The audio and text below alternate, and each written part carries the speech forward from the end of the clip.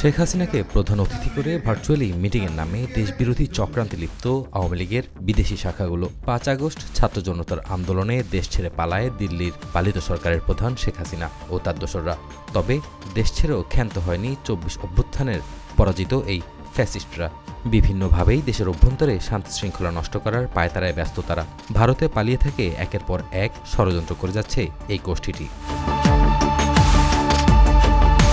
Doctor ইউনূসের সরকারকে বিভিন্নভাবে প্রশ্নবিদ্ধ এবং ব্যর্থ করতে দেশে এবং দেশের বাইরে বিভিন্ন শক্তিকে কাজে লাগাবার ঘোষণাও দেয় পলাতক হাসিনা। বিভিন্ন সময়ে হাসিনার ফাঁস হওয়া ফোনালাপে উঠে আসে এসব চক্রান্তের তথ্য, যা সামাজিক মাধ্যমে ব্যাপক প্রচারিত হয়।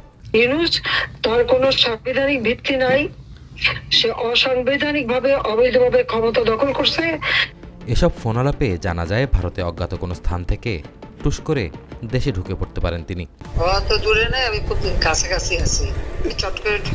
এছাড়া মার্কিন নির্বাচনে ডোনাল্ড ট্রাম্প জয়ী হবার পর দেশে তার পালিত সন্ত্রাসীদের দিয়ে দাঙ্গা তৈরির পরিকল্পনাও ফাঁস হয়ে যায় জনগণের সামনে। ওই ট্রাম্পের ছবির উপরে হামলা আসবে, ওই ছবি আবার খুলে রাখবা, তখন আমি ট্রাম্পের কাছে পাঠিয়ে দেবো। সকল দিকে ব্যর্থ হয়ে এখন ষড়যন্ত্রের নীল নকশার আরেকটা দৃষ্টতা দেখাতে যাচ্ছে আওয়ামী লীগের বিদেশি শাখাগুলো, করতে যাচ্ছে যুক্তরাজ্য আওয়ামী লীগ। গোপন সূত্রে জানা যায় ভারতের গোয়েন্দা সংস্থা র-এর সহযোগিতায় পলাতক হাসিনা দেশে ভারতীয় আগ্রাসন চালাবার পরিকল্পনার অংশ হিসেবে যুক্তরাজ্যের এই সমাবেশের ডাক দিয়েছে।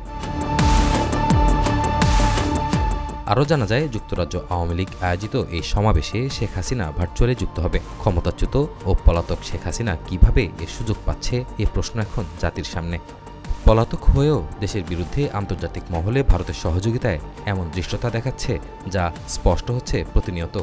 বাংলাদেশের উপর কর্তৃত্ব হারিয়ে ভারত এখন পাগলপ্রায় অবস্থা। তাই সম্ভাব্য সকল পন্থায় বাংলাদেশকে কোণঠাসা করার ব্যর্থ চেষ্টায় মগ্ন মোদি প্রশাসন।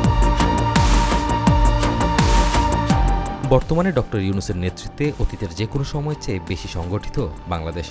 ভারত এবং তার পালিত শক্তি আওয়ামী লীগকে প্রতিহত করার ব্যাপারে দেশের সকল নাগরিক এখন ঐক্যবদ্ধ। দেশের অভ্যন্তরীণ শান্তি এবং সার্বভৌমত্ব রক্ষায় সকল ষড়যন্ত্র প্রতিহত করার ঘোষণা দেয় ধর্মীয় সংগঠন এবং রাজনৈতিক দলগুলো। এরই মধ্যে গণমাধ্যম ও সামাজিক যোগাযোগ মাধ্যমে ভারতে পালিয়ে যাওয়া শেখ হাসিনার বিদ্বেষমূলক বক্তব্য প্রচারে নিষেধাজ্ঞা চেয়ে আদালতের কাছে আবেদন করে সুপ্রিম কোর্টের আইনজীবী। সেই প্রেক্ষিতে জুলাই-আগস্ট গণহত্যার মামলার প্রধান আসামি পলাতক শেখ হাসিনার সব ধরনের বিদ্বেষমূলক বক্তব্য গণমাধ্যম ও সামাজিক যোগাযোগ মাধ্যমে প্রচারে নিষেধাজ্ঞা দিয়েছে আন্তর্জাতিক অপরাধ ট্রাইব্যুনাল। একই সঙ্গে শেখ হাসিনা আগে যত বিদ্বেষমূলক বক্তব্য দিয়েছেন তা সব মাধ্যম থেকে সরাতে বাংলাদেশ টেলিযোগাযোগ নিয়ন্ত্রণ কমিশন বিটিআরসিকে নির্দেশ দিয়েছে আদালত। মহিবুল কাদের, জিটিভি নিউজ।